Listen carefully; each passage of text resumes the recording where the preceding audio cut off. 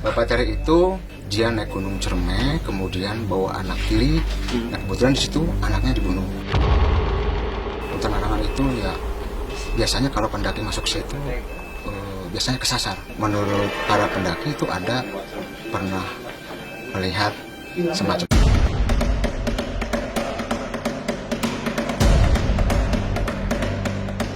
Berada di Provinsi Jawa Barat, Gunung Ciremai syarat dengan jejak mistik.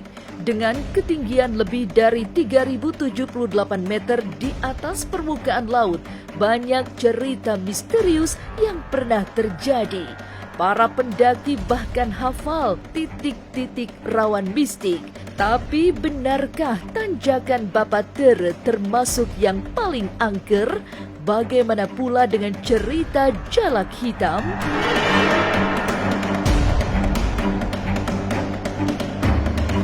Jangan dulu berlalu, masih akan banyak keganjilan terjadi di sini. Dan jangan lupa subscribe, like, share, dan komen agar tak ada yang terasa ganjil di sekitar Anda.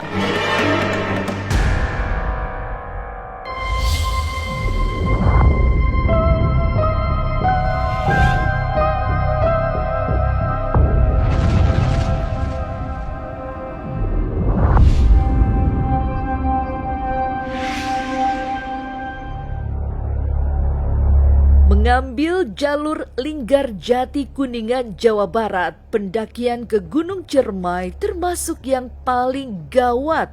Sebab selain menjadi jalur paling terjal, banyak cerita di luar akal sehat yang bisa menyertai para pendaki. Apalagi jika sudah memasuki kawasan Batu Lingga. Jalur Linggarjati itu Batu Lingga yang terkenal. Ya, yang saya tahu lah, saya tahu itu Batu Lingga itu petilasan lah. Ya, kalau ya salah ya bisa diiniin lah. Itu petilasan Lingga. Batu Lingga itu ya ibaratkan yang saya tahu itu yang dulu-dulu itu antara petilasan kayak semedi gitu. Cuman saya sendiri ngeliat cewek duduk dilingkarin kayak sesosok macan luar, tapi teman saya itu yang satunya itu tidak bisa ngelihat. Cuma mas aja? Cuman saya aja yang bisa ngelihat. Bukan tiba-tiba hilang, paling saya senterin biar supaya teman saya itu tahu bahwa di situ ada sesosok perempuan yang duduk dan dilingkarin sama macan. Ternyata teman saya itu tidak melihat, cuman adanya batu aja. Hawanya nggak enak aja gitu bang, merinding atau perasaan ada yang ngeliatin kayak saya pernah diceritain sama teman saya bang, dia diikutin sama cewek cantik. Kalau menurut dia cewek cantik, tapi temennya yang ngeliat itu bukan cewek cantik, tapi melainkan cewek yang serem banget.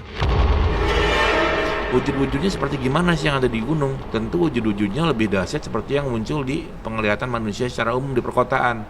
Kalau kita bicara di gunung, banyak wujud-wujud yang lebih mengarah pada wujud alam semesta. Kita akan melihat wujud-wujud binatang-binatang yang kadang-kadang besar luar biasa. Misalnya di tengah-tengah danau, ikan mas, kok ikan masnya segede gajah atau segede apa. Tapi dicari hari tertentu nggak kelihatan. Tapi kalau malam Jumat kok tiba-tiba ada. Kok ada di danau X ada ular yang gede banget. Hari biasa nggak ada, hari tertentu ada. Kurang lebih hal-hal seperti itu. Lebih pada kekuatan-kekuatan alam.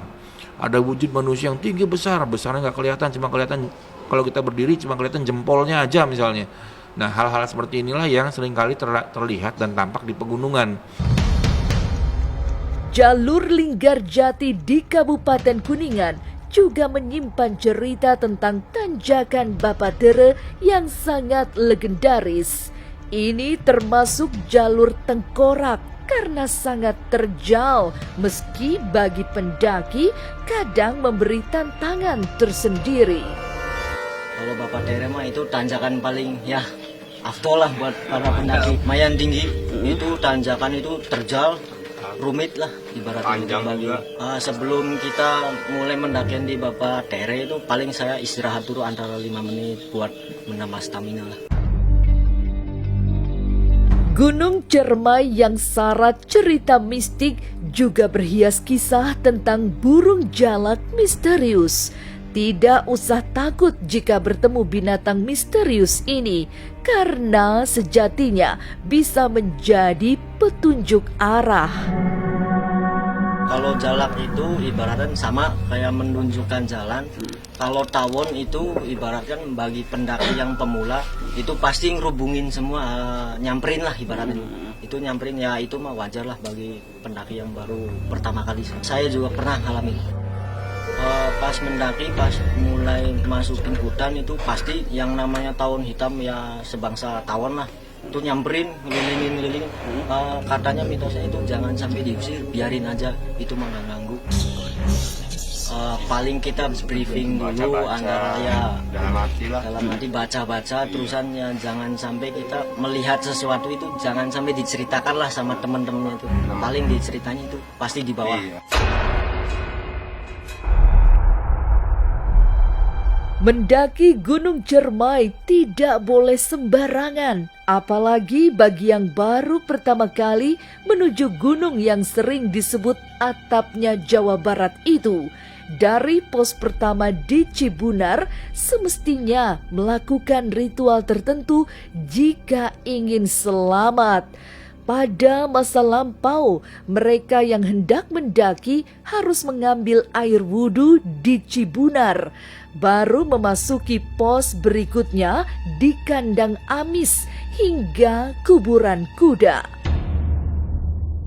Jadi kalau mau mendaki Gunung Cermai itu biasanya harus wudhu dulu di Cibunar. Itu pintu masuk Gunung Cermai menurut sejarah.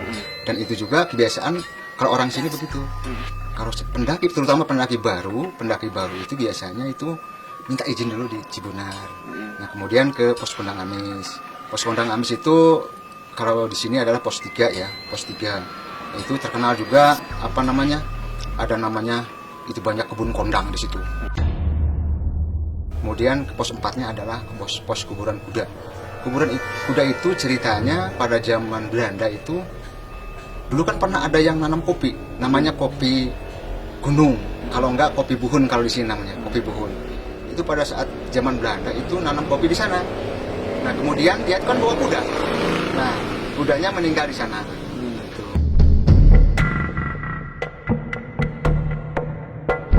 Semakin ke atas, suasana mistik bertambah kental, terutama jika sudah memasuki tanjakan Bapatere yang sering dianggap sebagai tanjakan paling fenomenal di Gunung Cermai.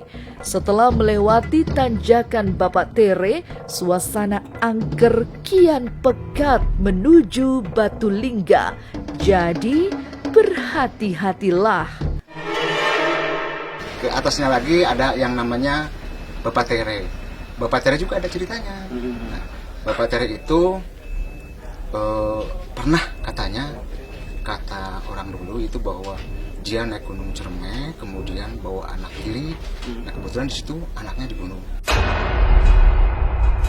Kemudian naik lagi ke Batu Lingga. Batu Lingga itu sebetulnya lingga itu artinya linggih. Kalau bahasa Sunda linggih, perlinggihan, singgah. Jadi tempat pertemuan para wali. Makanya Batu Lingga itu sebetulnya batu yang dikeramatkan menurut sejarah dan terutama orang-orang sini. Bahkan kalau dulu mah kalau mendaki ya, terutama mendaki baru itu biasanya di Lingga itu, di Batu Lingga itu suka sawer segala macam. Kalau enggak bawa tek-tek, tahu enggak tek-tek? Tek-tek itu semacam sirih, bawa sirih. Itu terutama pendaki baru. Makanya kalau di sini orang sini tuh pendaki itu benar-benar dijaga tingkah lakunya, ucapannya gitu. Karena terbukti karena terus ke atas lagi namanya Pengasinan. Pengasinan itu tempat terakhirnya base camp pendakian. Itu terakhir, tidak boleh naik ke atas. Karena apa? Karena naik ke atas ke puncak itu anginnya kencang, makanya para pendaki itu paling tinggi pendakian itu di Pengasinan. Sebelum meninggalkan pos Batu Lingga yang keramat, berucap dalam hati doa keselamatan sebab kawasan ini termasuk yang paling wingit. Dari sinilah biasanya para pendaki akan mendengarkan suara gamelan yang sangat misterius. Banyak yang meyakini suara gamelan ini bisa menyesatkan pendaki. Kadang-kadang kalau misalkan pagi gitu subuh ya, ada suara gamelan, ada suara ayam berkokok, itu ada di sana. Itu di daerah Batulingga. Nggak tahu, pokoknya di daerah situ aja, daerah situ aja kedengaran ada suara gamelan klasik gitu. Jadi menurut orang-orang ya yang zaman dulu ya, karena kan saya kan penerusnya gitu zaman sekarang. Jadi di sana itu suara-suara itu terutama di hutan larangan. Hutan larangan itu ya biasanya kalau pendaki masuk situ biasanya kesasar, pasti kesasar. Jadi dari situ memang teralam sekali. Ada yang namanya hutan larangan, itu daerah Batulingga. Makhluk-makhluk astral ini ingin membuat kamuflasenya. Kalau dari suara gamelan memang itu identik dengan suasana horor atau suasana yang memang berbalut dengan dunia jin. Mereka ini ingin menunjukkan eksistensinya agar mereka diakui. Terletak di Kabupaten Kuningan dan Majalengka, Jawa Barat, Gunung Cermai memang menjadi favorit para pendaki. Dan jalur Linggarjati memberi tantangan tersendiri karena tidak mudah dilewati, meski jalur ini yang paling pendek dari puncak Cermai.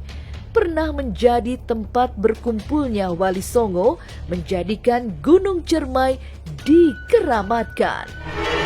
Gunung Cermai kan sebetulnya kata zaman dulu itu kan gunung suci karena apa? Karena dulu pada zaman dulu menurut sejarah itu bahwa Cermai itu pernah disinggahi, pernah dilalui oleh 9 Wali Songo itu. Makanya ya agak mistis sedikit lah untuk Cermai itu.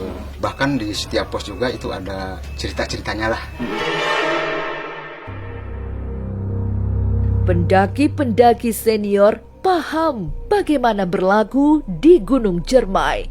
Mereka tidak berani sembarangan mendaki, harus membawa niat bersih atau justru akan mengalami hal buruk jika niatnya tidak baik. Kemudian usahakan menjauh dari pos Bapatere jika tidak ingin diganggu oleh suara-suara menakutkan. Ya sering ya, kita dulu kan makanya kalau mendaki, kalau saya kalau mengasih tahu sama para pendaki bahwa kalau bisa, kalau base camp itu di atas Bapatere, paling tidak di Batulingga ke atas lah. Karena kalau misalkan di pos Pamerangan sampai Bapatere itu rawan sekali, terutama rawan suara-suara yang anak kecil, terus kemudian suara-suara harimau suka ada, terus suara orang-orang memanggil, terus ya lain-lain lah. Bahkan menurut para pendaki itu ada pernah melihat semacam pocong. Kalau kita niatnya baik, niatnya bersih ya, sebetulnya aman. Yang terpenting adalah kita menghormati, terus kemudian sopan terhadap lingkungan, sebetulnya aman. Terus kita tidak ceroboh di sana gitu.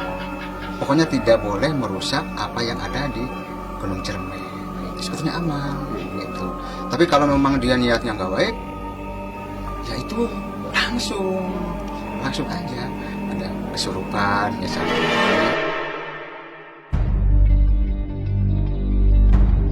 Gunung Cermai yang legendaris memang penuh dengan cerita menakutkan. Tapi di antara kisah-kisah di luar logika yang menyeramkan, ada penampakan yang menggembirakan para pendaki, yaitu jalak dan tawon hitam. Dua-duanya adalah pemberi arah bagi pendaki, meski kehadirannya selalu berbalut dengan cerita mistik. Nah itu jelas itu mah. Jalak itu dari zaman dulu. Jadi kita kalau naik pasti ketemu jalak hitam itu. Dulu satu pasang. Nah satunya itu ada yang bunuh pendaki. Tinggal satu. Jadi jalak hitam itu biasanya penunjuk jalan. Jangan disakitin dia itu. Itu sebetulnya tunjuk buat kita, buat para pendaki. Hutan juga masih ada. Itu gimana mitos ininya? Sama aja. Jadi tawon hitam itu kadang-kadang ada, kadang-kadang enggak. Jadi tidak setiap saya naik atau para pendaki. Tapi kalau jalak hitam itu setiap naik pasti ketemu sama jalak hitam. Makanya di sini dibutuhkan bahwa orang yang naik gunung itu tidak boleh asal ngomong. Jangan ngomong sembarangan, suka-sukanya. Karena kita di sana harus saling menghormati bahwa kita masuki areal yang lebih banyak alam halusnya dibanding manusianya. Paling tidak dengan saling menghormati bisa menyelamatkan dia dari gangguan-gangguan yang ada di sana. Mendaki gunung bukan sekedar aktivitas alam, karena ada sisi-sisi lain yang tak boleh diabaikan. Tidak selalu sisi misteri, tapi inilah saatnya kecintaan pada alam ditakar. Inilah ganjil yang akan menguak berbagai misteri di alam nyata dan tak kasat mata. Sampai jumpa pada episode selanjutnya dengan kisah-kisah ganjil setiap hari Senin, Kamis, dan Jumat pukul 5 sore. Tapi sebelumnya, jangan lupa subscribe, like, share, dan komen agar tak ada yang terasa ganjil di sekitar Anda.